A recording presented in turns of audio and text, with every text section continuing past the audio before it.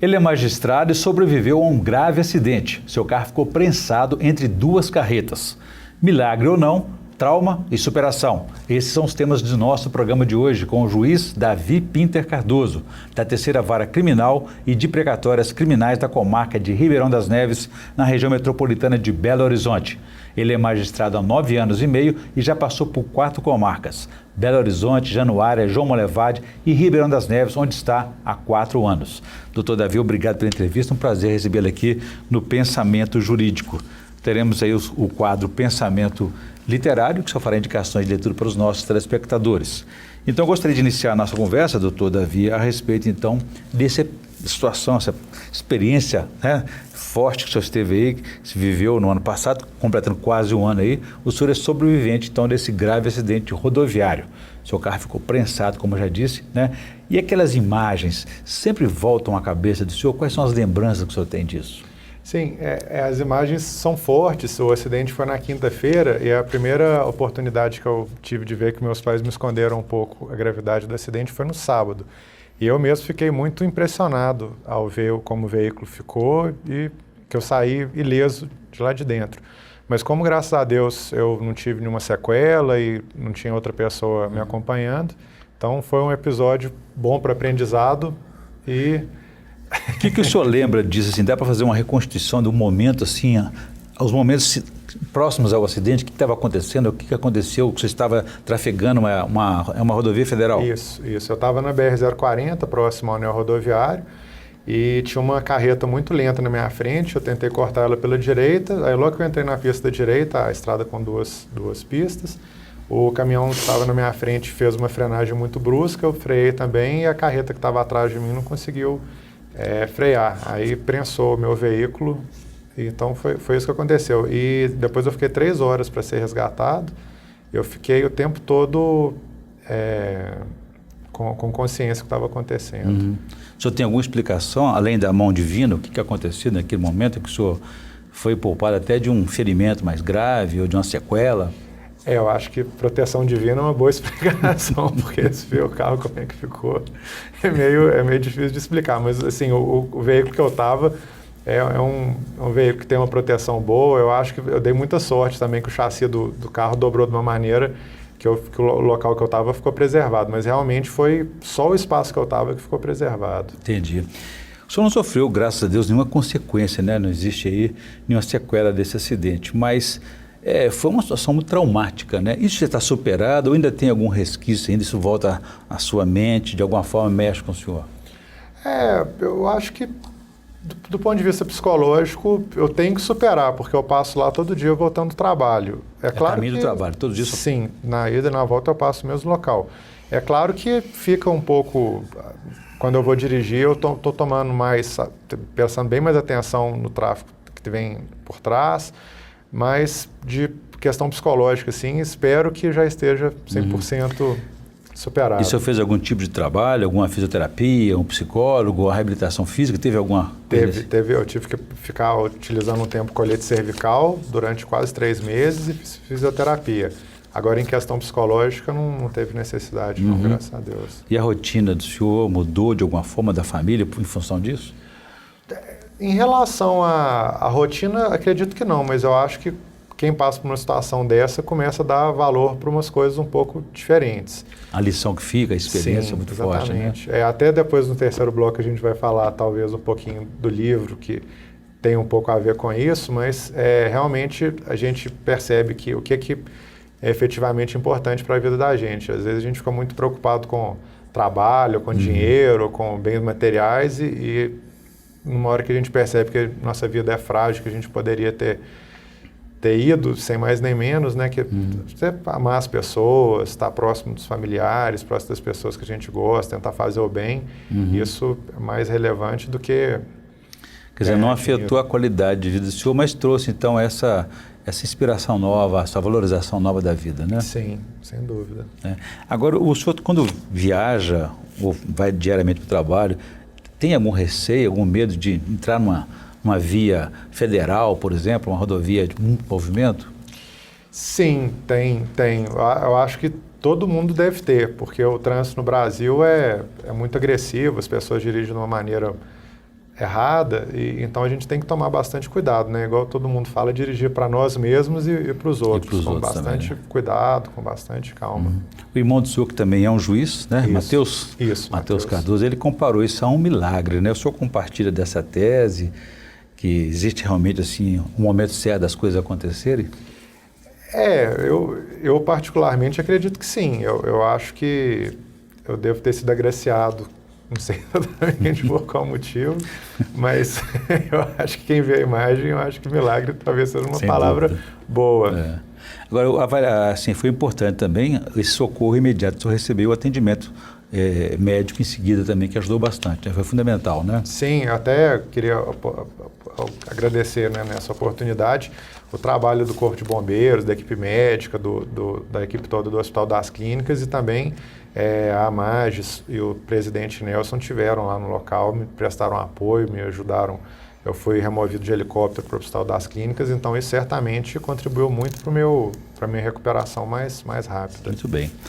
Ok, doutor Davi, vou fazer um intervalo. Gostaria que no próximo bloco a gente falasse um pouco mais sobre outra atividade de risco que o senhor convive diariamente, que é a missão de ser juiz criminal na comarca de Ribeirão das Neves. Então a gente volta em instantes.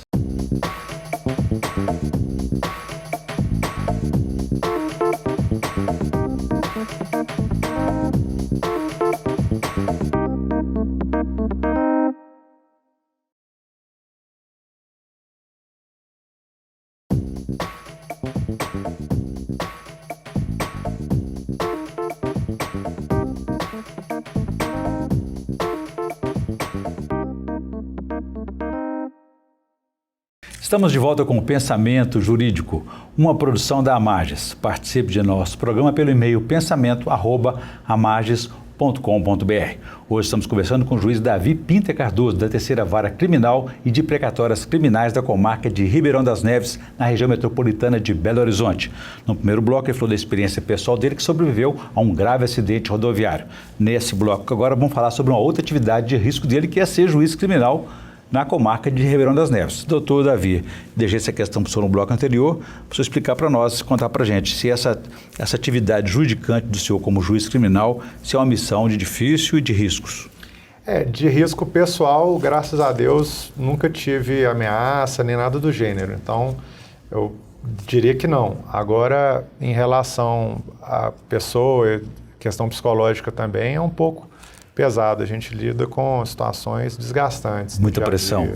Sim, sabendo que as decisões que nós vamos tomar vai influenciar a vida daquelas pessoas, então o cuidado que exige a análise dos casos é um pouco pesado. Além de pessoas que são naquele momento julgadas, né? O senhor também lida com crime organizado. Às vezes as pessoas integram uma forma qualquer de organização criminosa, né? Quer dizer, então é uma situação que traz um pouco de apreensão. E como é que o senhor lida com isso? O senhor toma algum cuidado especial? Não, até que os casos que eu tenho lidado em Ribeirão das Neves, em geral, não é de uma criminalidade tão organizada assim, não. Os casos que eu tive lá mais graves, pelo mais incrível que pareça, porque quando a gente fala de Ribeirão das Neves, dá a impressão que é uma situação fora de controle, mas não é bem assim, não. Por conta das penitenciárias? É porque quem lida com as penitenciárias é mais a vara de execução criminal. Sim. Então, na parte de instrução, que é a parte que eu trabalho, e como não pega também homicídios, não é tão pesado igual as pessoas costumam imaginar. É mais tranquilo. Eu tive já alguns casos graves lá, mas não são muitos. Não, se pensar que são 4 anos que eu já estou lá, eu acho até mais tranquilo do que todo mundo imagina. Interessante. E as demandas da comarca na área criminal, quais são as mais intensas? Usualmente tem muito tráfico de drogas, eu acredito que isso é uma tônica no Brasil inteiro. Crime contra patrimônio, roubo, é muito comum roubo em ônibus, furto, estelionato e infrações, embriaguez no volante, uso de documento falso. Eu acho que esse em todo lugar é mais ou menos esse o perfil. E acaba que o tráfico de drogas é um guarda-chuva que envolve todos esses outros crimes aí, como de patrimônio, que o senhor falou de roubos, né? Enfim, um alimentando o outro, né? Bem, eu não sei se dá para a gente fazer essa afirmação com certeza, porque eu nunca li nada científico com essa conclusão. Eu não diria isso. tem realmente tem uma crença que tem uma relação muito grande. Direto ou indiretamente? Direto ou indiretamente. É claro que uma pessoa, às vezes, que é usuário de droga, pode ser que ela seja levada a cometer uns delitos para sustentar o vício dela, mas isso não, eu não acredito que seja uma verdade de modo geral. Absoluta não, né? Mas como é que o senhor avalia a situação do tráfico de drogas em Minas e no Brasil como um todo, hoje? Eu particularmente acredito que o tráfico de drogas é o problema principal da justiça criminal. E tanto problema porque as organizações de tráfico, elas têm dinheiro, elas se opõem ao Estado, como também pela questão da superpopulação carcerária. Então, é uma questão que eu acho que ela deve ser debatida, ela tem sido debatida, o Supremo Tribunal Federal tem dado decisões importantes a respeito desse tema, e é uma questão que eu acho que ela vai ter que ser cada vez melhor pensada, porque do jeito que está atualmente, eu acho que tanto quem acredita que deve ter uma punição maior, quanto quem acredita que tem uma punição maior, todo mundo está insatisfeito com o cenário atual. Isso seria uma alteração na legislação a respeito da questão das drogas? Uma reavaliação disso? Eu acredito também é necessário uma alteração legislativa. Tem vários países do mundo que estão tomando um outro caminho diferente e é claro que isso tem que ser pensado para ver o que se adequaria melhor à nossa realidade. Na experiência que o senhor tem com essa área, o que o senhor acha? Que o endurecimento é o melhor caminho ou é preciso rever isso aí de uma forma que possa buscar uma alternativa? Bem, tem umas pesquisas científicas, e eu até recomendo para quem tiver mais interesse em ler sobre o tema, tem a Comissão Global sobre Drogas, em inglês é a Global Commission on Drugs, eles têm vários textos sobre essa questão no mundo todo. O que eles dizem é que essa guerra às drogas que a gente tem no Brasil, que também é de inspiração do Nixon, do governo dos Estados Unidos, ela não gerou bons resultados, ela não conseguiu reduzir o uso abusivo de drogas em nenhum lugar do mundo e eles estão sugerindo algumas alternativas para isso. É claro que como magistrado a gente tem que seguir a lei e tem que agir de acordo com a jurisprudência, com as decisões dos tribunais superiores, mas inclusive o ministro Barroso, por exemplo, trata muito desse tema e eu acho que quem lida muito com isso no âmbito criminal, óbvio que não é obrigado a concordar, mas pelo menos refletir um pouco sobre esses relatórios da Comissão Global de Drogas, sobre o que tem sido decidido pelo Supremo. Aliás, o tema no Supremo está ainda sub júdice, está parado.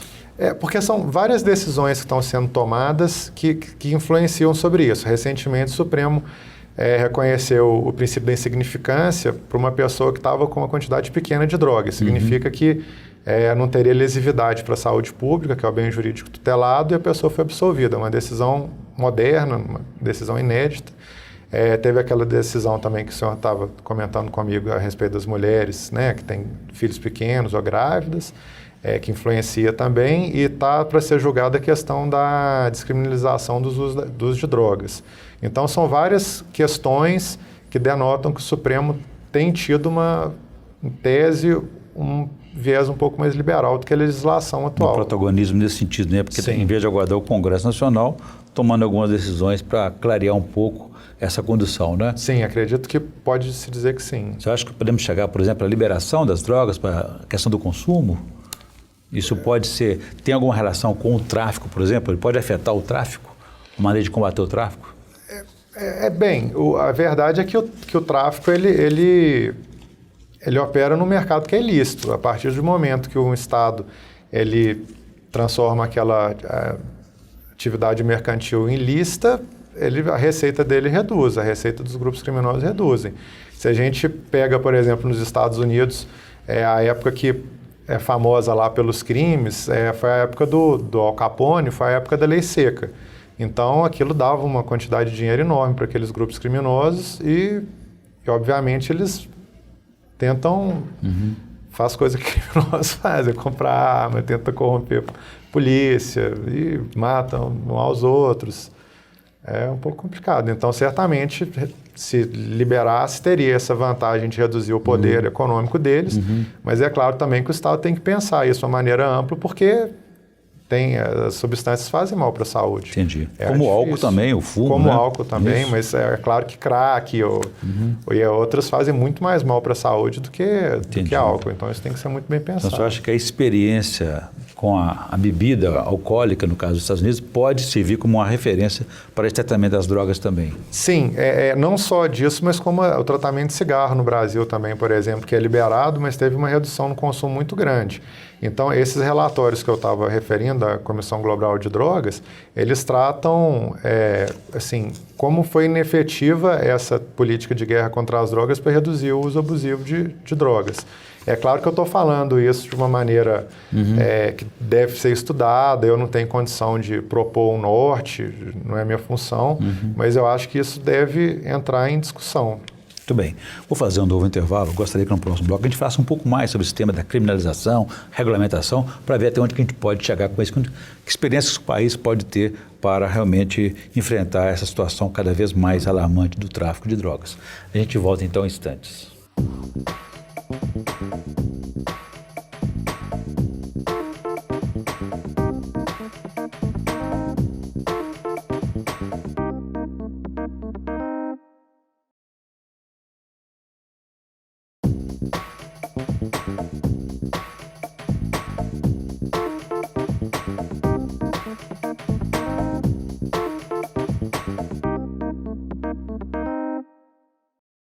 Estamos de volta com o Pensamento Jurídico, uma produção da Amages. Hoje estou conversando com o juiz Davi Pinter Cardoso, da Terceira Vara Criminal e de Precatórias Criminais da comarca de Ribeirão das Neves, na região metropolitana de Belo Horizonte.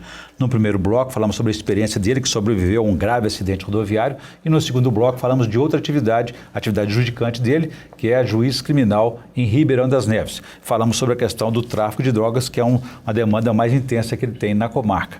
Doutor Davi, deixei para o senhor então a questão no bloco anterior a respeito então dessa discussão envolvendo o tráfico de drogas, o rumo desse combate a essa modalidade do crime, né? Agora, sempre que se fala isso, a resposta mais constante e reclamada pela sociedade é a questão do endurecimento das penas e das leis e do combate. O senhor acha que essa experiência também não tem dado certo aqui no Brasil?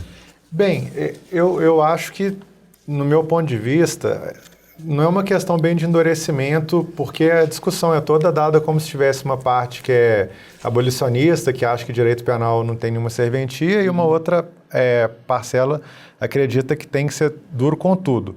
Eu estou um pouco no meio termo, eu acredito que seria importante ter prioridades melhores. Rever essa estratégia de combate, né? Sim, porque hoje em dia, eu não sei se esse dado que eu estou passando está atualizado, mas eu acho que só 8% dos homicídios no Brasil são investigados. Então, eu particularmente acredito que deveria ser dado uma prioridade maior para crimes como violência, roubo, homicídio, estupro, e os outros delitos, pelo menos enquanto a gente não conseguir dar uma resposta adequada para eles deveriam ter menos importância. Então, eu acho que em relação a esses que eu estou falando com violência, deveria sim ser mais rígido.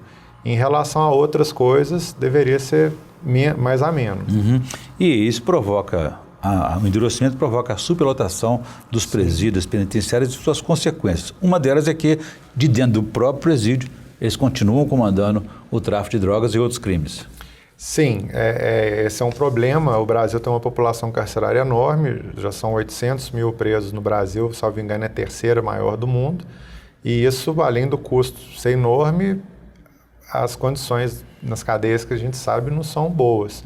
Então, esse é um problema grave social que a gente tem no Brasil e de violação de direitos fundamentais. E essa alternativa que até Minas é uma das pioneiras a respeito da Associação de Proteção e Assistência aos Condenados, a APACS, né? O senhor acha que ela poderia trazer uma resposta melhor, até mesmo para crimes como o de tráfico de drogas? Com certeza. Eu já tive a oportunidade de ser diretor não, mas juiz de execução penal em uma comarca que tem a APAC, lá em Januária tem, e é um método impressionante. Eu fiquei bem impressionado, eu acho que isso deveria vir ao conhecimento geral, porque a maneira que o preso é tratado com dignidade, ela é muito superior a um presídio normal e, além de dignificar a pessoa, prepara ela muito melhor para voltar para a sociedade. Quer dizer que, além de ter um número reduzido de internos detentos, trabalha-se mais a humanização dessa condenação. buscando a recuperação da pessoa. Sim, é até um pouco estranho, mas se a gente parar para pensar,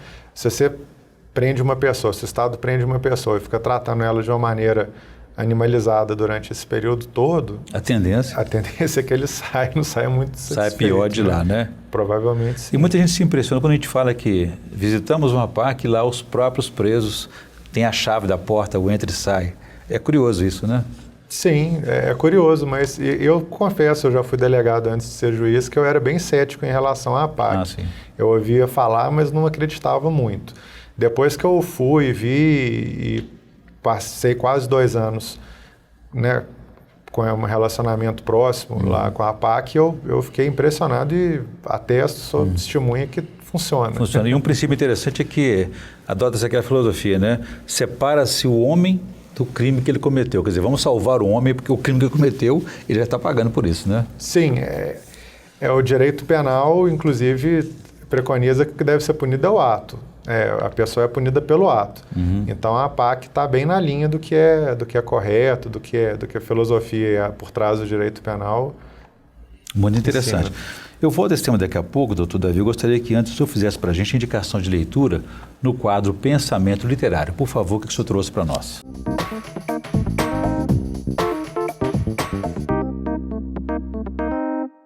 Estou indicando a leitura de um livro de um autor alemão chamado Hermann Hesse.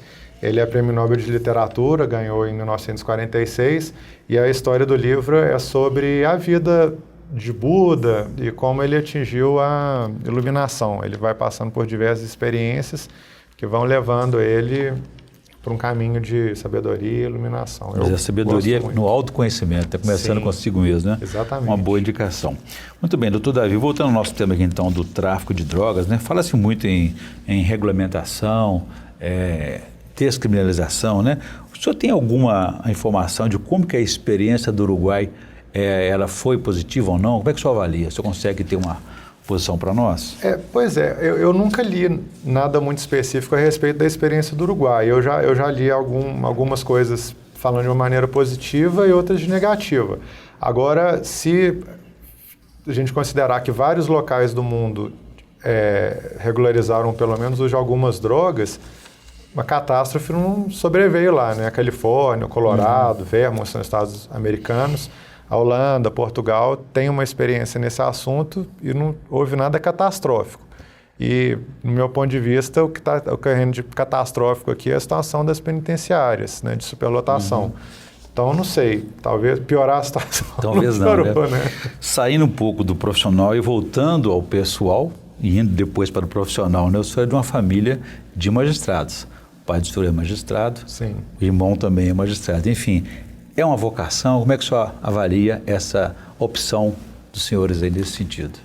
Meu pai é uma pessoa que eu admiro muito, então eu acho que acaba sendo um caminho normal a gente querer imitar as pessoas que a gente admira. Eu lembro quando eu era pequeno, meu pai era juiz lá em Pedra Azul, ele chegava do trabalho, colocava a gravata no meu pescoço e me falava que um dia eu seria o juiz da cidade. Então, acho que ele estava certo. Estava certo, né? Sim. E tem essa experiência, né? Acompanhar o pai e também levar os próprios filhos, porque a vida de magistrado é uma vida itinerante. O senhor mesmo já passou em 9 anos por 4 comarcas, poderá passar por outras, né? Quer dizer, essa vida itinerante também traz um aprendizado muito forte, muito interessante para a vida do magistrado, né? Traz, é normal dizer e ouvir que as Minas são muitas e é verdade. Eu passei na região norte do estado, como é a região mais humilde, e as pessoas lá são muito boas. A experiência que eu tive lá foi muito positiva. É muito bom tem que ver pelo lado positivo. É claro que se a gente estiver procurando um restaurante chique lá em Januário, não vai achar, mas tem 1 milhão de outras coisas boas e sabendo aproveitar, a gente consegue. E esse contexto também da região pode até influenciar uma decisão, dependendo das demandas locais, né? Sim, sim. A gente tem que sempre levar em consideração como as pessoas são, como elas agem, os costumes. A própria lei, em algumas situações, admite essa. Muito bem, eu conversei aqui com o juiz Davi Pinter Cardoso, da 3ª Vara Criminal e de Precatórias Criminais da comarca de Ribeirão das Neves, na região metropolitana de Belo Horizonte. E falamos aí sobre a experiência pessoal dele, que sobreviveu a um grave acidente rodoviário e depois também sobre outra atividade de risco, que é de ser juiz criminal em Ribeirão das Neves. Doutor Davi, obrigado pela entrevista, foi um prazer recebê-lo aqui no Pensamento Jurídico. Igualmente. Bom, ficamos por aqui. Se você quiser participar, escreva para pensamento@amages.com.br. pensamento@amages.com.br. Obrigado e até a próxima.